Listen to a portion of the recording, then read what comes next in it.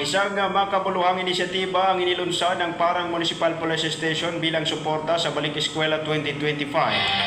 Ito ay pinangunahan ni Police Lieutenant Dan Rafael M. Geldore na siyang Deputy Chief of Police sa pangangasiwa ni Police Major Blen M. Lomasi na siyang hepe ng Parang Municipal Police Station ang handog Balik Eskwela ng Parang MPS. Ito ay isang outreach program na may temang tulong eskwela, serbisyong pulisya. Ang nasabing aktibidad ay ginanap sa madrasa ng Al-Marifan Islamic Society sa Barangay Urandang sa bayan ng Parang, Maguindanao del Norte. Layunin na nasabing programa na maitaguyod ang karapatan ng bawat bata sa edukasyon sa pamamagitan ng pagbibigay ng mga pangunahing gamit pang-eskwela sa mga mag-aaral na nangangailangan. Higit pa sa pagiging pagpatupad ng batas, ay ipinapakita ng Parang Municipal Police Station ang kanilang pagiging kaagapay ng komunidad sa pag-unlad nito. Ang temang tulong eskwela, serbisyong pulisya ay nagbibigay diin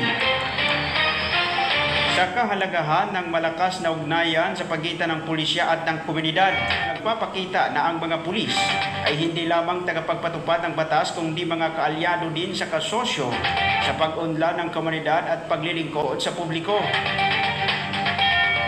Iba't ibang mga gamit pang-eskwela tulad ng mga lapis, ballpen, papel at bag ang ipinamahagi sa mga batang benepisyaryo. Hindi lamang gamit ang natanggap ng mga bata, kundi pati na rin ang pagmamahal at suporta ng mga tauhan ng Parang Municipal Police Station.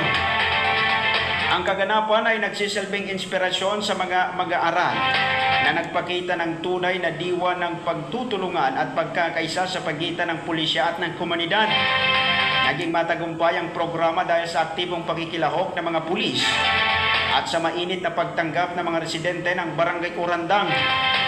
Inaasahan na magpapatuloy ang ganitong uri ng inisyatiba upang mas maraming kabataan ang matulungan sa kanilang pag-aaral.